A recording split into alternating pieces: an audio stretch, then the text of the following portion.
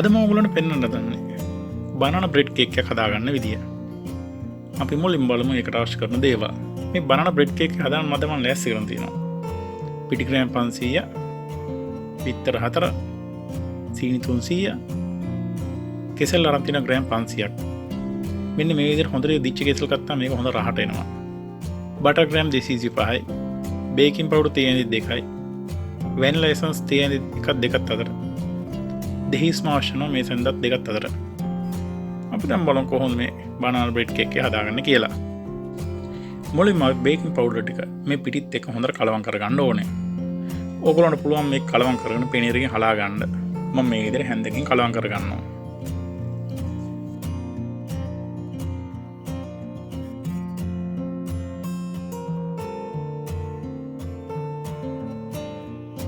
පිටි ටික මෙහෙම කලවම් කරගත්තට පස්සේ අපි දැන් බලමු කොහොමද මේ කේක් එක බීට් කරගන්න කියලා. මේ වගේ භාජනයක් කරගෙන මම මුලින්ම දා ගන්නවා එකට බටර් ටික. මම මේ බටර් ටික කාමර උෂ්ණත්වයේ තියාගත්තේ. එතකොට මේ කේක් එක බීට් කරගන්න පහසුයි. ඒකින්ද කේක් එක බීට් කරගන්න පැයකට විතර කලින් වගේ බටර් ටික එළින් තියාගත්තාම කේක් එක ඉක්මනින් බීට් කරගන්න පුළුවන්. ඊට පස්සේ මම දා ගන්නවා සීනි ග්‍රෑම් 300.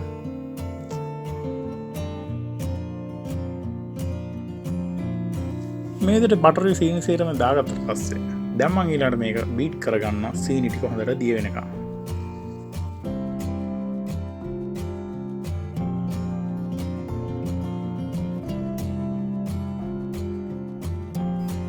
විනාඩි 4ක් විතර බීට් කරගත්තට පස්සේ දැන් මේකට බිත්තරයකින් එක දාගෙන බීට් කරගන්න ඕනේ.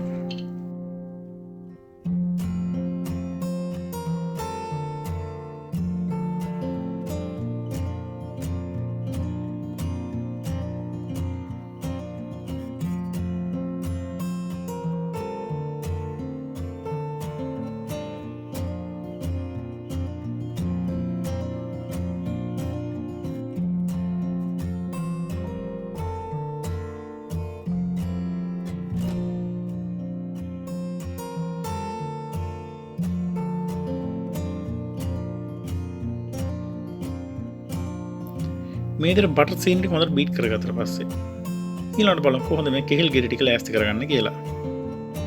බටර් සීනි ටික හොඳට බීට් කරගත්තට පස්සේ දැන් මම මේ විදිහට කෙහෙල් ලෙලි ටික ගලවගෙන මේ වගේ භාජනයකට දා ගන්නවා.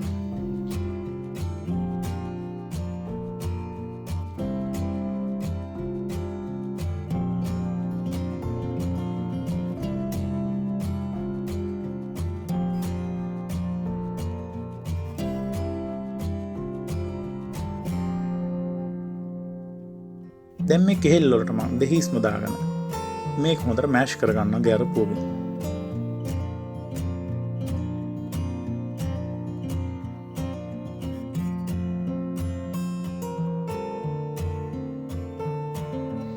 කෙහෙල් ටික පොඩි කරගන්නකොට අනිවාර්යයෙන්ම අපි මේකට දෙහිස්ම දාගන්න ඕනේ.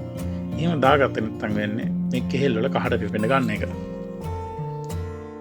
ඊට අමතරව මේ බනානා බ්‍රෙඩ් කේක් එකට දෙහිස්ම වලින් හොඳ ෆ්ලේවර් එකක් ගන්න පුළුවන්. මේ විදිහට හොඳට පොඩි කරගත්තට පස්සේ දැන් අපි බලමු කොහොමද මේක කලවම් කරගන්න කියලා. මම කලින් බීට් කරගත්තු බටර් මිශ්‍රණයට මේ පොඩි කරගත්තු කෙහෙල් ටික සේරම දාගන්නවා. දාගෙන මේක හොඳට කලවම් කරගන්නවා.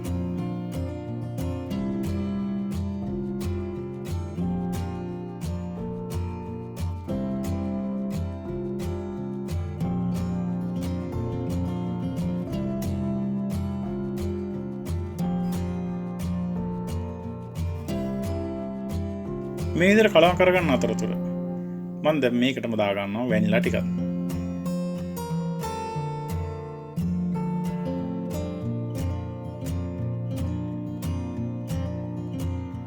සේරම දේවල් ටික දාගෙන තියෙන්නේ.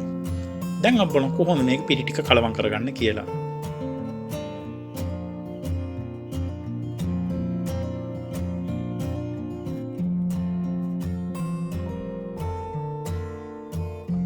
මම අද පිටි කලවම් කරගන්න බීටරයෙන් පාවිච්චි කරනවා. මොකද එතකොට හොඳට මේ බනානා කෑලිත් එක්ක හොඳට පිටි ටික කලවම් වෙලා එන ඉඳා.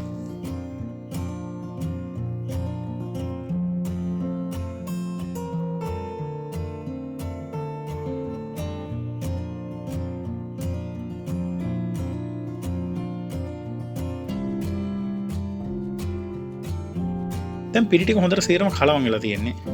දැන් අපි බලමු කොහොමද මේක බේකින් ට්‍රේ එකට දාගන්න කියලා.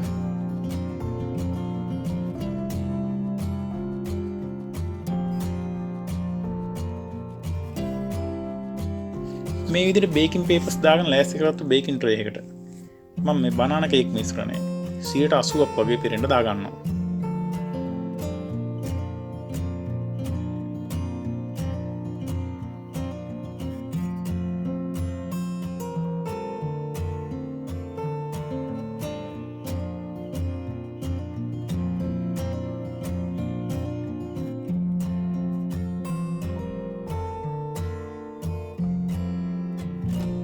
දැන් මේ බනානා බ්‍රෙඩ් කේක් එක සෙල්සියස් අංශක 180 උෂ්ණත්වයකින් විනාඩි 50ක් 60ක් කාලයක් බේක් කරගන්න ඕනේ.